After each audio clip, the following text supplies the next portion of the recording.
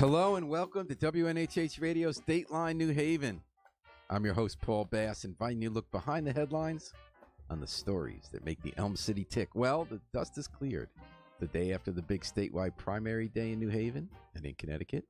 And we're just getting started on the main event, the general election, where the top jobs are open in Connecticut government, including governor.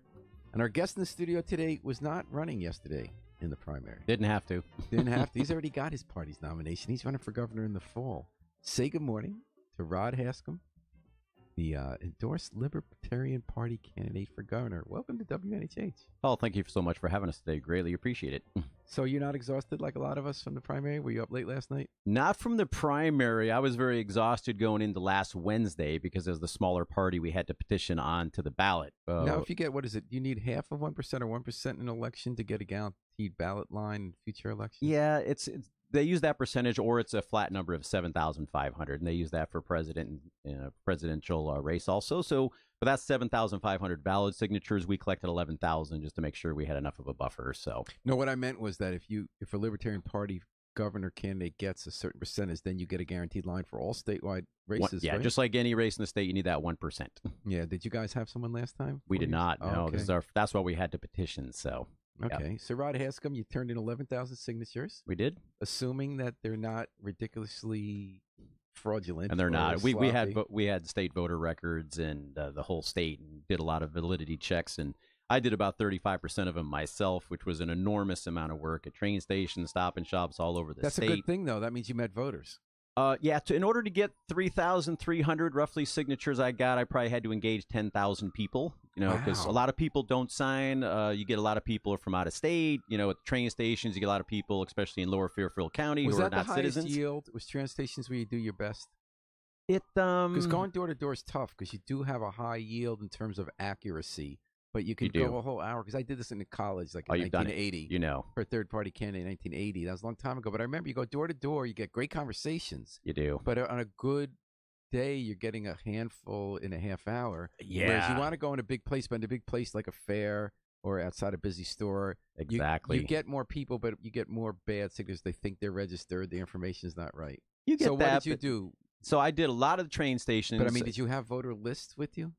No, it's just so basically when I was signing people up, because we also brought in paid people at the end to help get us to the finish line. We raised quite a bit of money, almost $30,000 at the end, in order to get those last 5,000 signatures we needed. So we had to bring in professionals from other parts of the country, and to be honest, when they're out there, they're getting paid per signature, so we're more likely to sign up more voters. But is it per valid signature or signature? Per valid. How do you decide that? Because you're not the registrar of voters. You don't know yet. Do you wait months to pay them until the registrars confirm the signatures? No. So they have to keep a certain validity rate. So the contract's based on, they were getting $4 a signature, but it was based on they had to bring in 75% validity rate. But you don't know the validity yet. Well, we had to do sample validity because we had the voter database for the entire state. We just got it from the Secretary of State here. We created our own app and our own database, so we could do, and I did one myself. My validity rate was in the low 90% rate. Very good. Yeah, because I had no incentive. Did you enjoy that going to train stations? So how many would you get in an hour at a train station?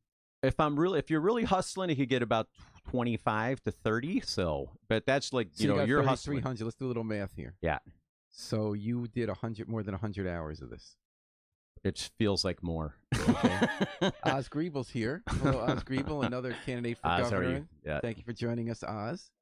And so tell me, Rod Hanscom, you got all those signatures. Yep. And what was the main thing you told someone after asking if they're a registered voter? What did you tell them about why you wanted them to sign your petitions to be on the race? Yeah, I just, I had my card right there with my face right on there. Just let people know I was running for state office. In order to get on the ballot in November, we just need some signatures just for ballot access, and certain percentage of people would bite on that right away. And then a lot of people wanted a little more engagement, like, what do you stand for? What are you going to do for the state? A little bit about your background. So first you have to convince them you want to get on the ballot, and as long as they don't think you're a Ku Klux Klansman or some kind of terrorist, exactly. You say everyone should get a chance.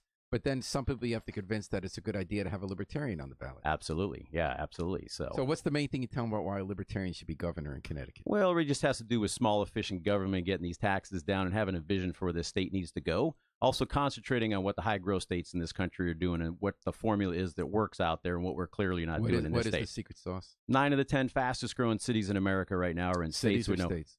cities. Okay. 9 of the 10 fastest growing cities in the country right now are in states with no income tax. This was just right on Forbes magazine. It's nothing I'm making up. All 9 of those are in just 5 states: Washington, Nevada, Texas, Tennessee, and Florida. All 5 of those states have the exact same taxation model. No income tax with high sales tax, 8.5% to 9.5%. And so you, like Bob Stefanowski, who won last night, the Republican nomination for governor, you would get rid of the income tax?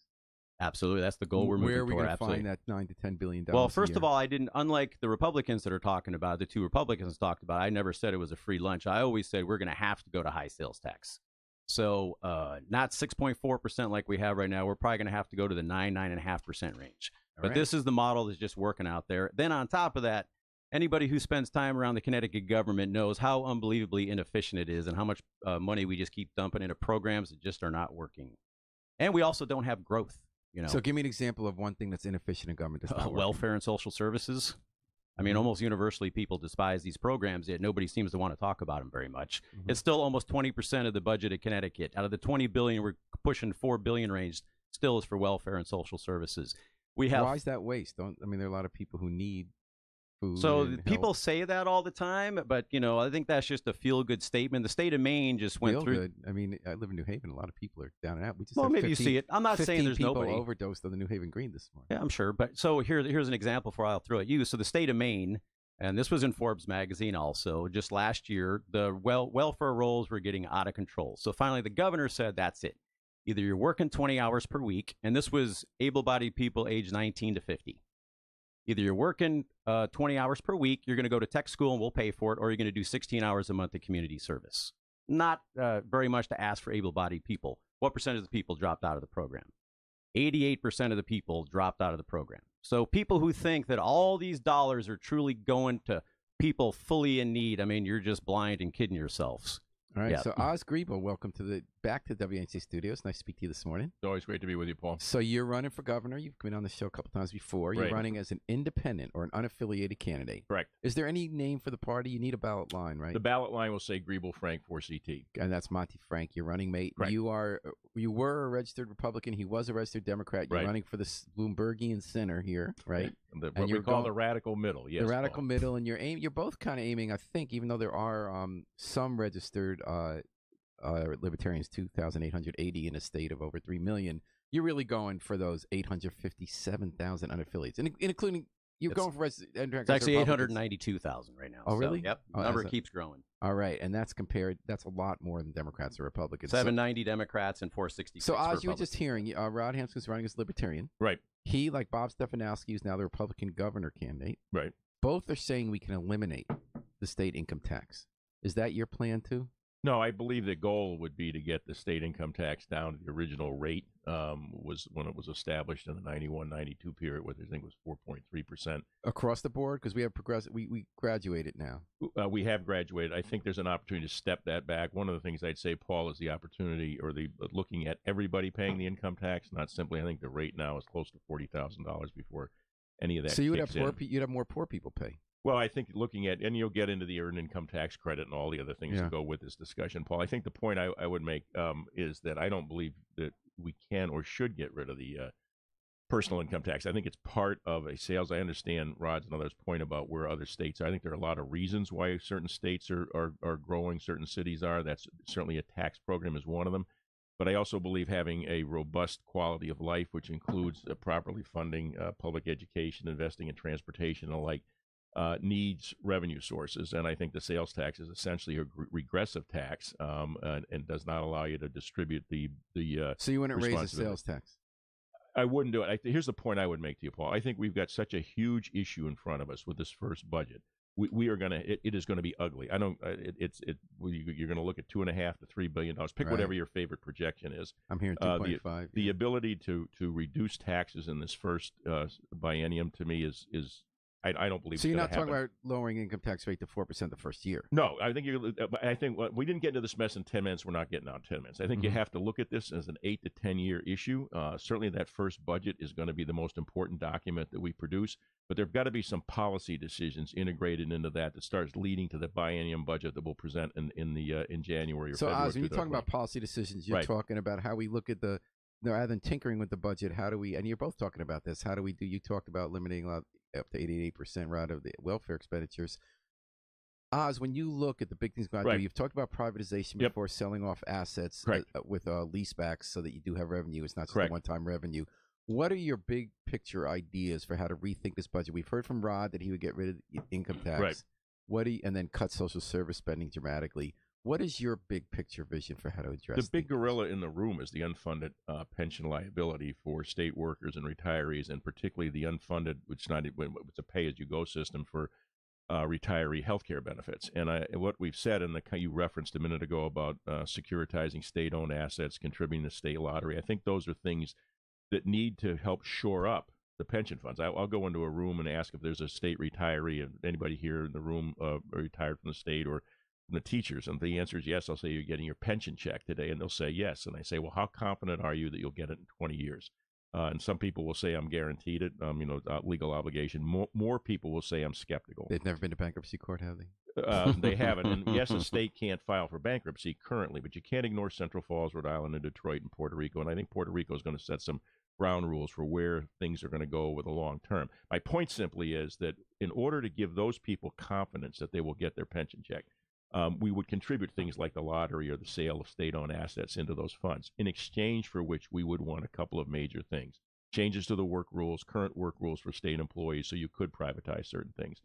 The idea of reducing, of putting all current employees to a defined contribution plan now if they haven't left the system. There needs to be a radical restructuring. So it's hard to do that, as you know. The coalition of state unions struck a deal with the state this past year that gets them into the next decade, well into the next decade. 2027. 2037, without getting... no layoffs till 2020. So how would you address that? Well, I think that when the governor was when I was at the Alliance and the governor's folks were talking to organizations like ours to support the extension of the CBAC agreement, the argument was it will come back de facto in 2020 when all the contracts come up for negotiations on work rules and base comp. So to me, I'd start laying the groundwork on November 7th with discussions with union leaders, so that you're looking forward to 2020, you've been laying that groundwork so that you could pull these things together, understand how much the securitized assets would be worth, understand what the lottery would be worth. So we'll help shore these things up, but we need changes. And so let's start that discussion and now. And then they're going to say, okay, Governor Greenville, okay, Hanscom, you and whose army? Right. Does that mean you're rooting for the legislature to go Republican so you could say behind your back here are people who are against the unions? No, that's not. I don't think this is against the unions, Paul. That's the point I'm trying to make. We're not demonizing people who have have had rights negotiated for them. I kind of analogize this to when baseball players went to free agency in this Messersmith decision in '76, where everybody would blame the players for getting wealthy. Remember, it took the owners and the players to negotiate on contracts. And so to me, the goal is to get the unions back to the table, understand their obligations here, but understand that if we don't get growth in the state, if we don't have 200,000 new jobs in the state over the next 10 years, we will not generate the revenues that are needed not only for pension obligations, but for the others. We're pitting generations against one another. We're pitting retirees against the 3-year-old. And that's the kind of thing that we're all in this together. We've all got to find a way to solve it. How big a gorilla is the pension problem? How do you quantify that? Well, you're at 80 to 90 billion, depending on whose calculations you have. You pick up the unfunded health care. 89 billion what, per year? And that's the unfunded component. Yeah. So the idea that you're going to contribute $2 billion a year to this to solve the problem, which is kind of where the CBAC agreement is right now, is I think the challenge with how much do we need to contribute a year to solve it? Well, I think the current budget's somewhere in the vicinity of $1.5 billion. But it doesn't take up the unfunded health care liability. So to me, there needs to be structural changes. That's what we're trying to get at. And I don't profess to say that my ideas are linear, and if you don't follow my ideas, we're not going to get there. My point is you need people in the room to work your way through these issues so you can come up with something that's going to be sustainable. Rod Hanscom, do you agree the pensions are the big gorilla in the room? And if so, what would you do about them? Well, it is the big gorilla in the room. And as far as, from with some of the candidates, when I look at these contracts that were negotiated, I don't know who in the world signed these things unless you were getting those union votes to put you in office. I mean, in years past, it was kind of an understanding that if you were a public service employee, you generally made about 20% less than what the private sector did because you had security for time goes on. Now, if you look at what state workers are making these days, they're actually making above what the private sector is. And if you look at what these health care benefits are, I mean, this health care is a runaway freight train, not just here in this state, but across the country. And until if we don't get these costs under control, if we don't have another state that's willing to do things radically different than the way it's being done across the country, how are we going to be able to keep giving current employees and retirees full unlimited health care with $15 copays? How would you solve the pension problem? Well, the number one step is that we still have a hybrid system, we call it, which means is that current employees are on a defined contribution where they're basically 401ks, and there's still a pension plan aspect of this. Now, pensions, I mean, even the U.S. military doesn't hand out pensions anymore. I mean, pensions is something from the 1950s, and if you go to our website, rodforctgov.com, and look at pensions, and we did a very simple scenario. If you were a school teacher starting in 1980, after 35 years of service with no overtime, retired in 2015, you would be exponentially wealthier with a 401k plan and an S&P 500 index fund than you're ever going to be with these pension plans. So, as Odd said, I agree 100%. Step number one is we got to get off this pension train, 100%. All right. Well, we're going to 100% remind you that you're listening to Dateline New Haven and WNHH-FM, your home for community radio at 103.5 FM. Live streamed at newhavenindependent.org. We heard a lot last night about the Democrat and the Republican who have been chosen to run for governor, Ned Lamont and Bob Stefanowski. We also have in the studio two other people who have turned in a lot more signatures than they needed. So we expect to see their names on the ballot this fall. It's a great process to be out there getting those signatures. Oz Griebel, who's running as the Griebel-Frank ticket, right, which means unaffiliated, independent. And Rod Hanscom was part of a movement, the Libertarian movement. He's the Libertarian Party candidate. So give me a little more about last night. You know, I listened to you, Rod. Why aren't you happy that Bob Stefanowski is the candidate for Republicans? He sounds like exactly what you're saying. Well, when I'm out here and talking about politics, I like to be completely 100% honest with people. And to be honest, he was actually my initial sense was he was the last candidate I wanted. Because when you look at our website, which has been up for 5 months, we haven't changed anything. A lot of the things he was talking about are what we're talking about. He's the laugh for curve guy. He still believes in that, even when David Stockman gave it up. I don't know. So I believe in the laugh for curve. You know, once for your listeners, once taxes go over a certain amount, you actually bring in less revenue than you think you might. So that's not the whole point of laugh for curve. Laugh curve is that's the like big you don't part, tax, all these revenues magically appear. Right. Okay. So, but in any case, how are you different from Stefanowski? Well, when it comes to, first of all, when we talk about eliminating the income tax, you know, we've never talked about it being a free ride. We've talked about when we do it, able to do it way sooner than they're predicting, we need to go to high sales tax. There is no free lunch in this. Okay, so you are different on that. Absolutely, we're different on that. Yeah, and there's also the thing is about libertarianism, and I'll just cut to that real quick, is, you know, people ask me all the time, what is libertarianism? And the problem the party has had for so long is the messaging coming from the national party has been so poor. You know, here with the Libertarian Party of Connecticut, the reason we've gained so much traction so fast, we're able to raise so much money in order to finish our petition drive, and we've got a big ball rolling here is because we stick to the centrist message of libertarianism, which is small, efficient government, basically being truly fiscally conservative but socially liberal. You know, so you'd be for legalizing marijuana? I would, yeah. It's not something I'm passionate about, but if the legislature brought it to me, I would sign it on principle. Yep. Okay. And so, Oz Griebel, what did you think about the results of the primary? How do you feel where you stand vis-a-vis? How's this change the terrain that you're standing on when you compare yourself to not at all. Lamont? Not at all. I mean, I congratulate Bob and Ned for their victories and all the other folks who won the primary slots. Yep. You know, they put a lot of time and energy into it, and certainly salute their efforts. But we never went into this with the idea of saying, well, we want to have X or Y be the opponents. We knew the Republicans. You're saying the two parties haven't fixed it. You need some independent person. Well, that's our message, that the two-party system is broken, and that only an independent governor can bring both parties together and engage the private sector. We work in this state in silos, Paul, and all of my experiences have been that if you don't bring people together across the board, you're not going to leverage the asset base we have. And the asset base we have here is still significant. I don't want to underestimate the very power of being in Connecticut, proximity to Boston and New York, the great asset base that's here. But we need to bring people together to address these significant fiscal impediments that are blocking our way to job growth. So I hear you about how you definitely see stuff as different. Yep. And I heard where Libertarian Party is not the exact same as Stefanowski, but just as a lot of what Rod was saying echoed Stefanowski, a lot of what you're saying, Oz, a lot of what I was hearing last night in Ned Lamont's victory speech. Labor's at the table, but we've got to have serious changes to fix it.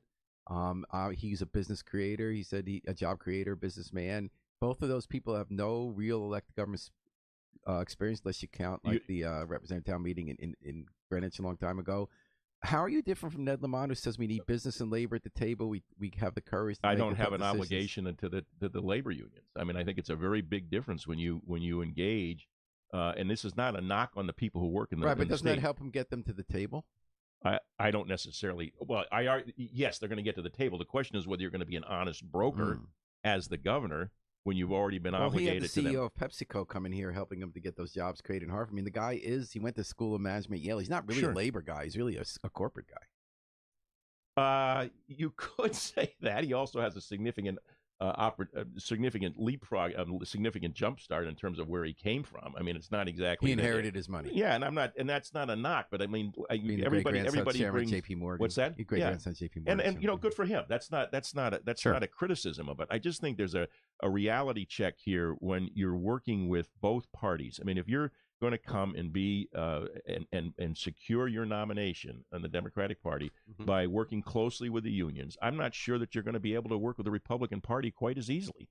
And that I think is a very different So world. You're saying separate from who a person is, how a person gets elected matters. I do. I believe that. Correct. And that's the whole purpose of the independent campaign. So neither of you has these big institutional debts that some people like yourselves blame for tying politicians' hands and solving problems. The flip side of not having debts is not having support to make things happen. Oh, I disagree with that 100%, Paul. I mean, when the electorate sends Monty and me to the office, and that's the biggest signal you can give to both parties that the electorate is sick of the same old. I mean, I think that's a huge message. And Lowell Weicker did that. Lowell Weicker had, although because he had been an incumbent senator, a very different, support. Exactly. And his agenda wasn't the same as yours, but he did bring about welfare reform and an income tax by playing the broker between both sides. And I think it allows the private sector to play a role. I mean, our most important asset in the state is the intellectual capital in the state, and a lot of it is in the private sector. Hospitals, businesses, not-for-profits, the higher eds. Those are extraordinary assets, and if we leave people off to the side and they don't see themselves as part of the solution, that their ideas aren't being incorporated, that their needs aren't being incorporated, then no matter what the governor and the legislature does, you're not going to address the needs for job growth. And we've said all along that every decision we make, starting with the budget and every policy decision, will be seen through the prism of whether it enhances Connecticut's ability to increase on a net basis private sector jobs by 200,000 in 10 years. We've had zero job growth in the state in 30 years. That's part of the reason we've got some of these significant problems. And changing the attitudes, reinvigorating private sector confidence to keep the jobs that are here today, to add the next job here rather than in New Hampshire or South Carolina. That's a big part of what a governor needs to be doing as a chief marketing officer. All right. You want to weigh in on that? No, so you're mentioning once again about what do we think about, Mr. Stefanowski and Mr. Lamont. And, what I can say is, I come from the sales world, sales and marketing. And so you said you sold air conditioners? The heating and air conditioning business. I've had a houseboat manufacturing business in Seattle also. So there's a lot of varied things. But over the years, you discover the top salespeople, the top marketers don't concentrate on their competition. They're not talking down on their competition. They're not worried about their competition. They're concentrating on what I'm going to do to take myself to the different level, to be more engaging to people. Now, if you get battled in the debates, of course, you have to fight back and whatnot. But none of our ads are going to go dirty and down on stuff because, once again, we're concentrating on what we need to do. Are you guys going to have ads? It costs a lot of money to have ads. Oz, how much money do you need to raise? Media. I'm not worried about television. Do you think Stefanowski won because he was early with the advertising? Stefanowski didn't really campaign. He didn't go to debates. He didn't go to the convention. I don't think he did go to town committees, but he was up early with advertising, and there weren't many votes it took to win that election, over 30,000. Sure. Can you guys really compete with social? Well, now Ned Lamont had the worst ads in the history of Connecticut politics, and somehow he won anyway. I'm not commenting on that. You that's you you. said that. Those were the lamest ads I ever saw. And Joe Ghanem got no votes. had fantastic ads, so maybe it's not just about advertising. Sure. Well, and look at the money that's been spent in prior elections, Paul. I mean, Tom Foley spent a lot of his own money in 2010. Linda McMahon, $50 million. And Linda McMahon spent a lot. How much did David Stemmerman spend? Exactly. To come in third with 17%. So, yep. I mean, he spent between 6 and 13 million, the right? lesson I take from all that is that they're diminishing returns. You can't just spend infinite money and then get infinite votes. At some point, it stops helping you. But you need to get on the board. You do, but with social media these days, for $300 daily budget, you can reach 35,000 people a day. I mean, there's different ways to go about this these days. It's not the same old playing field it was in years past. So, of course, we're going to need money. We're going to need a good chunk of it, but we don't need millions of dollars like the other candidates spend on this in order to have mediocre results at best. So, Rod Hanscom, you're 51. You've sold HVAC systems. You had a houseboat manufacturing business. You live in Stanford. Yep. Oz, remind us, you ran the Metro Alliance, which is a business advocacy group in Hartford. You don't anymore, right? No, I left in December. And what else is your background? You worked at a bank? I taught school and coached sports at the college and high school level for 5 years. I could definitely see you as a coach. I could definitely see you as a sports coach, Oz. Nice. I loved it. And a TV sports commentator. Well, and the idea of building teams, by the way, is about what I think this whole campaign is about. But then I worked for 22 years with what was Bank of Boston and went to law school at Knights. Got transferred down here. We bought a couple of banks in Connecticut. Spent 2 years at a chemical company in Waterbury, and then for 17 years was the head of the Metro Hartford Alliance. And how old are you, Oz? 69. And where'd you grow up? A young, bright, vigorous 69. Definitely. I want He to looks say, good. Paul. I was going to guess younger. And where'd you grow up? High school in New Jersey, North Jersey. And where'd you go up, Rod? I finished high school in Stanford and then joined the military afterwards. Was gone for 20 years, but then came back 4 years to go to the beloved home state. And now, are both of you against highway tolls, or Oz, you were for them? No, right? I am absolutely. Electronic tolling is part of this long-term solution. To me, this has become a theological issue. The debate is about what we need for transportation infrastructure. We will reestablish the Transportation Strategy Board that I chaired back under Rowland and bring that back, because it's bringing private sector leadership into the mix with the agency heads to determine priorities. Which to me, one of the most important priorities is the I-95 corridor from here into New York and the Metro North system. We have to keep that system alive and well to make sure we're able to attract businesses out in New York. That should be one of our big competitive assets. Our real estate costs here in Connecticut, as high as they are on a comparative basis with commercial and residential real estate. So you're saying it's going to take real dollars to fix the transportation system, and that you need that for a business environment. Right, and I'd also say that we wouldn't do that without the passage of the constitutional amendment that'll be on the ballot on November 6th for the so-called lockbox. It's not drafted the way I would like to draft it, but we need something to demonstrate to voters. So can I give you the argument against lockboxes? Sure. Nobody's ever against lockboxes. Yes, because those are great. I'm going to pay toll. It's going to go to roads. Exactly. Is that and the gasoline tax? Is that and you would do a gasoline tax? Well, in other words, all funds dedicated, or at least theoretically dedicated to transportation, would mean secure, and that principally the gasoline. So it's tax often argued that certain constituencies get lockboxes, right, but then you're punting on the job of being a representative of government, where you look at the big picture and you have to make the tough decisions each year based on how much money you have and what the priorities are, rather than just letting one constituency, like drivers, be able to. Well, it's more than drivers. Seal off their money. Yeah, I mean, it's not drivers. It's bus riders. It's truckers. I mean, let's not get too carried away. Although you're going to have the first Department of Transportation that's a truly mass transit DOT, you can still be the Department of Cars and Trucks. Well, I think, and with all due respect to Jim Redeker, I think that's a little bit of a knock. I think that the last 4 years. You've ridden a bus in New Haven. They've spent 8 years trying to figure out how to make the routes. I'm not going to defend them, Paul, but I'm saying that there's been some movement in that. And I think, yes, we have to continue. You know what the movement has been 8 years when they've identified that the bus system doesn't work? They still have a committee studying how to have a bus run. Committees for committees. Committees we don't need. We don't need a transport to a toll study on $10 million. We don't need any of that, right? I'm just trying to say to you is that without monies, and the point you're saying about, we're going to be, I forget how you phrase this, but somehow I'm going to be slavish to card. Those are employees. Those are people trying to get to work. Those are people trying to get through the state of Connecticut. And the point I would make to you on the lockbox is we're demonstrating, sending a signal to the residents and the employers that we're serious about a modern multimodal transportation system, Paul. Absolutely. And so if that's what we need for a lockbox, we need a lockbox to get that done. I'm in favor of it. See, Rod is not melting down here. I thought any libertarian who starts hearing about how we have to have government build transportation systems to solve I was letting Oz finish. I figured I was going to get my chance. So yeah. So Rod, what do you think? I'm not on board with that one. Tolls. How you feel about all tolls under no condition whatsoever? Why? Because we're a state that you could fit 630 Connecticut's inside the United States. We have very small landmass. We already have the 6th highest gas tax in the nation.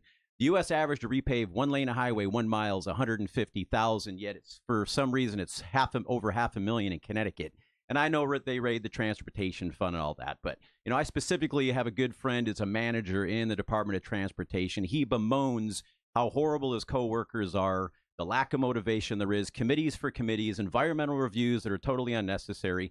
And when I've been out campaigning in Meriden, I ran into a highway contractor that gave me a complete earful of the complete waste that's out there.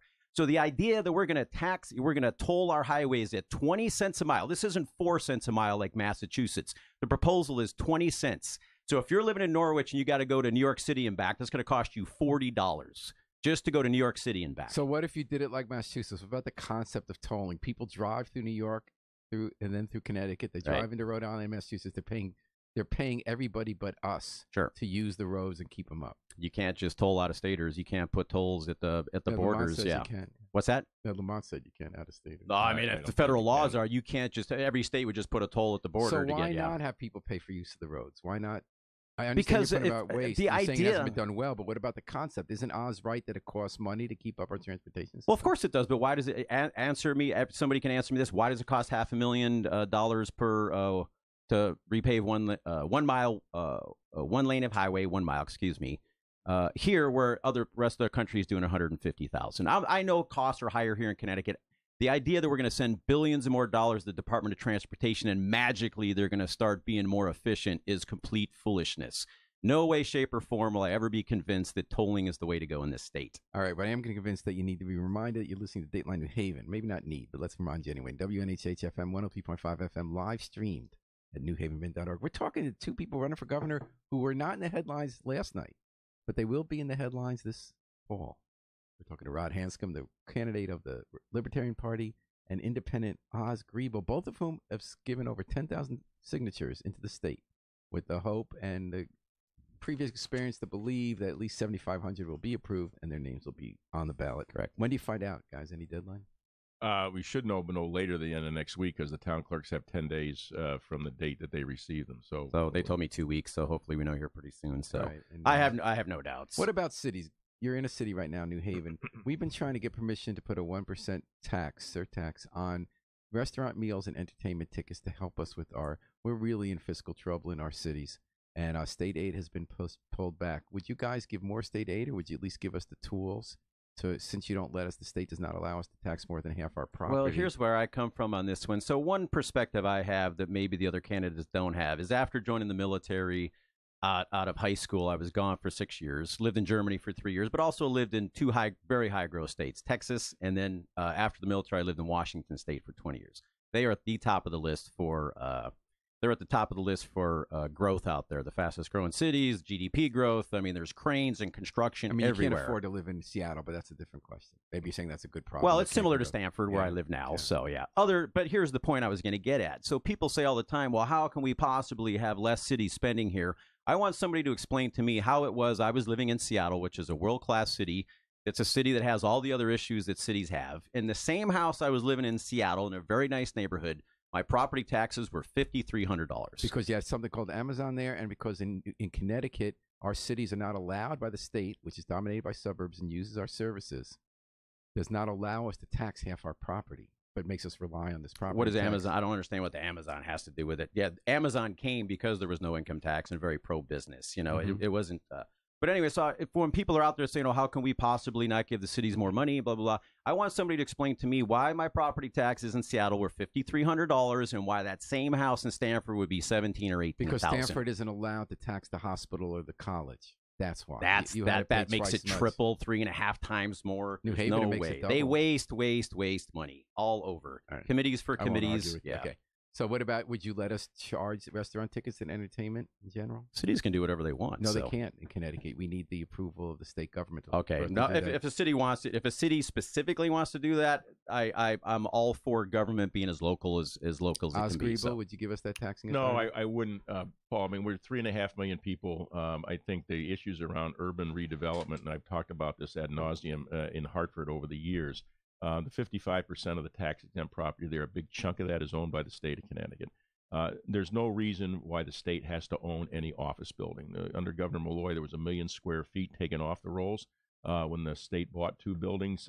If you go into a sale leaseback arrangement on those office buildings, those properties come back on as commercially zoned, and they're paying. I think we have to bring the hospitals and the higher eds to the table. They are using police and fire services. And they need to be part of the table to solve that. In Hartford, you've got the assessment ratio for residents being the only city that is less than 70%. 30%. You have 30, I think it's 35, but yes, you're correct. The idea of getting at these issues has got to be done more collectively. There are opportunities, I think, for every city to get their arms around it. Municipal aid is going to continue to get cut. It's been cut 4 straight cycles. It'll probably be cut again in our first budget. We've got to use the COGS, and this is maybe a little bit more insight, of Governments, in a way that, so here's my hypothetical. The COG I'm most familiar with is the one in Hartford, the Capital Region Council of Governments. And my hypothetical, Paul, is that if every one of those towns is getting $100 today from the state, then next year they'll get 50 from us. The delta of 50 would go to the COG. Every town has a vote on those COGs, and I think there's an opportunity here. It's talking about regional government. So you're with Ned government. You're with Ned Lamont, the Democrat. I've been at this for 20 years, Paul. This isn't anything new. We've been advocating this for a long time in order to get at regional delivery of municipal service. We can't have 169 of everything. You wouldn't design Connecticut today politically, at least for fiscal purposes, if we were to start all over again. But why won't you let us tax entertainment? I think I'm concerned that that's going to be viewed as another tax as opposed to a change in structure. My focus is on structural change. So you're talking about the Council of Governments and regionalization to help bring down costs. You've talked about in Hartford selling state office buildings where there are many, and then leasebacks, and raising the assessment there. But in New Haven, it's not the state office building that's the major You'd have to bring Yale to the table. You have to bring the hospitals, no question. But we always talk about bringing the table. They've been at every table. There isn't a table. Well, I think you've got to look at what, where is the opportunity? And I don't know the mill rate in New Haven. The mill rate in Hartford's 75. You're never going to get private sector investment. So one of the arguments to Yale. We're in the 40s here. We're lower than so one of the things I'd say to Yale, I mean, Bruce Alexander and Yale have done a great job here of expanding the commercial base. Are there other ways we can get at this so that Yale isn't the one primary player? I mean, it's in their interest to look at spreading this out. And to me, how you get them to talk about changing this is what I'd have to get better educated on New Haven and Bridgeport specifically. But I think there are opportunities here that we want to make sure. I guess what bugs me is that everyone in the wealthy suburbs comes to our great entertainment district and comes to our hospitals, comes to our universities. Right. But their towns don't have to make up the taxes. So the same house I have here, a car, would cost twice as much in taxes in their towns. But all I'm saying is you got tax-exempt property, Paul, that needs to be relooked at. That's what I'm trying to get on structural change. No, I got that. I got the Hartford thing with state office buildings. We've been relooking at that a long time in New Haven. We haven't gotten anywhere on that. Well, I think that's why you need a governor who's going to say this is one of our objectives. If a governor, look, Paul, the only office in this state that to me is worth going after to make change is the governor's office. It's the bully pulpit. It's the place where you can bring people together. That's what makes this as exciting. And if you're going to go up to Hartford and hide and go up into that second floor office and never come out for 4 years, then sure, you're going to have the same old, same old, same old. I get that. My point is you're going to be around. I will be in New Haven. I will be on a regular basis. Will be on the field. What's that? Coach Greenville will be on the field. So, Rod Hanscom, what did you think when you hear about regionalization? What's wrong with why do we need 151 local education departments in the state to serve fewer kids than New York City serves with one superintendent? Absolutely. I mean, that's another thing we talk about all the time is education. Like, we need to put more money into education. Well, the U.S. average educate kids K through 12 is 10,500. Of course, Connecticut's nowhere near there. It's at 19,000. 5,000 of that goes to teacher retirements and benefits. So we are so the thing that starts to separate us as libertarians from the Republicans is that we are about minimal government. And minimal government means also is we're going to be very pro school choice.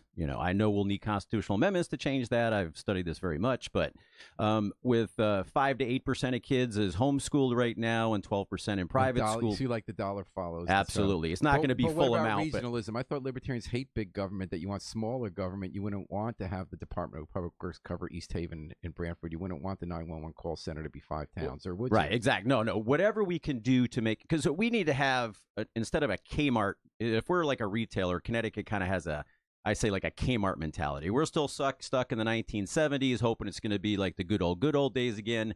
Where's that blue light special? But we need to have an Amazon.com mentality. And I mention that because I lived in Seattle. I know tons of people that work there. They scrape for every fraction of a penny that's out there in efficiency. And we need a government that has that same mentality. For regional government? whatever it's going to take to get the I haven't studied this issue. They're not going to kick you out of the Libertarian Party for this. What's that? They're not going to kick you Well, out. I'm not.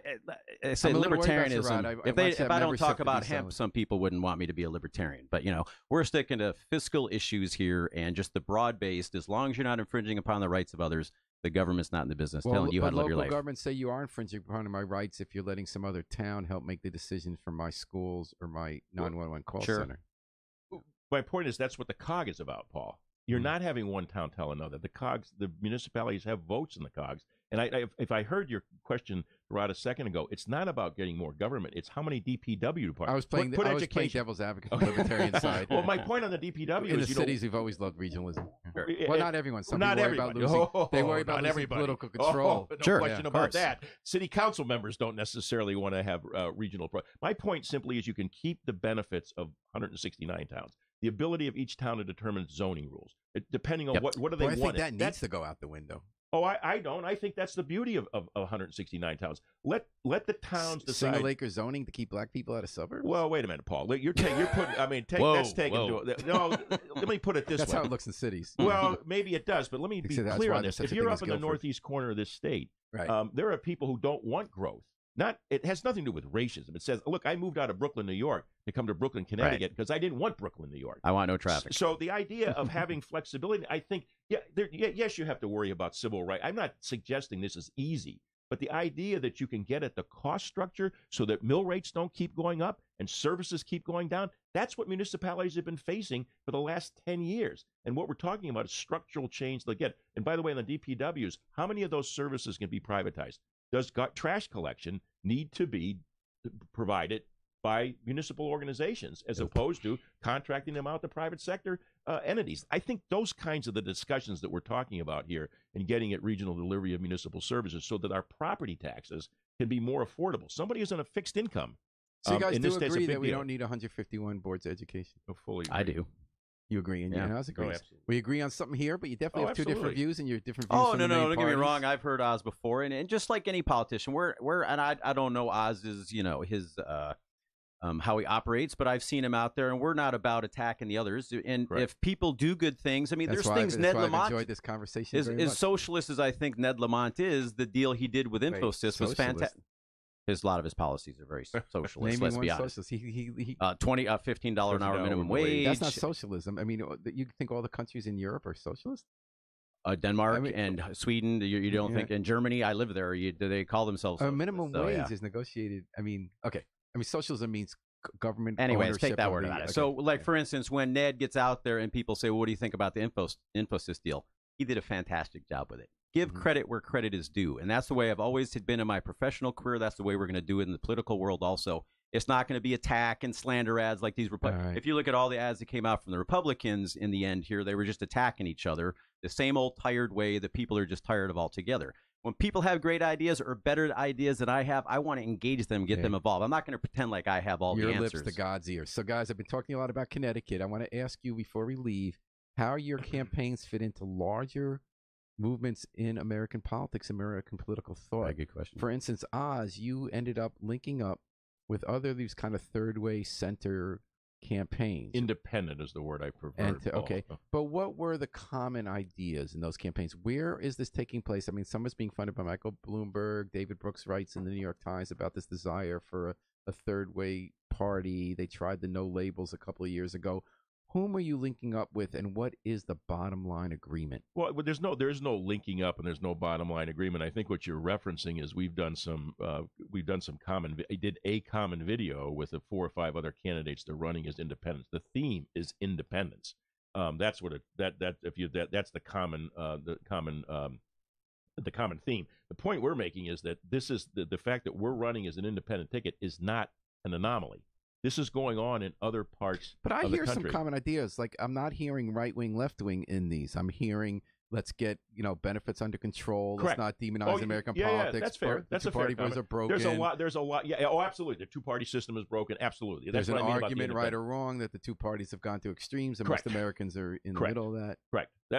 Those are common messages that we're all breaking. But I wasn't sure when you said linkage. We're not linked with anybody. I see. But we shared some common, shared some of these ideas so that, hey, let's all say that we're not, so that the person in Kansas or the person in Maine or the person in California doesn't think that they're isolated here. But you're also not beholden to each other's local issues. No, not at all. And then the Libertarian Party, how are they doing nationally? You always have people running for president. You had Gary Johnson most recently. Yep. We did. How is the party doing locally and nationally, and how does your campaign fit into that? Well, nationally, I was just at the national convention here in New Orleans here 3 weeks ago. Good place to go.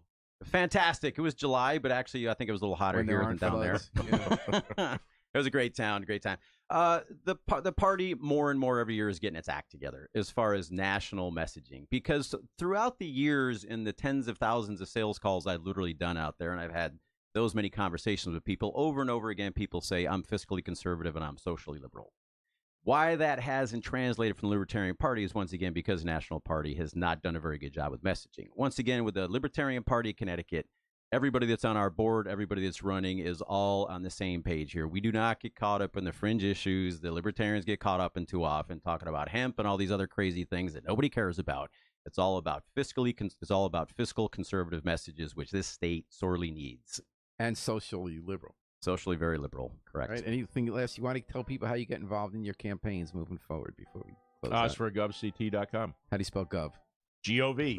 OzForGovCT.com. Or you can just look up Oz Griebel. Oz Griebel, so you'll find him that way. Or You'll Coach find Griebel, or you find Exactly. I'll tell you, man, I can really see that. And Rod, how about your campaign? Sure, rodforctgov.com, rodforctgov.com, and all our campaign videos are going to be posted on there. You'll find out all there is to know about our idea and our message for the state of Connecticut. I want to thank you guys so much for coming in. Thank I you. always love when Oz comes by. It was really great to meet you, Rod. This is a really great discussion. I love the way that you don't attack. You just attack the issues. You don't attack the people. Look forward to coming back, because you asked how we're going to get our messages out. These kinds of shows, Paul, are invaluable. So look forward to the opportunity. You guys are always welcome here. Good deal. Right. Thank you, Paul. Thank you for listening as well, folks checking in on Facebook. We're going to take it out. We want to thank our guests, Oz Griebel and Rod Hanscom. We're going to take it out with the Afro-Semitic Experience performing I Wish I Knew How It'd Feel to Be Free from the group CD, A Plea for Peace.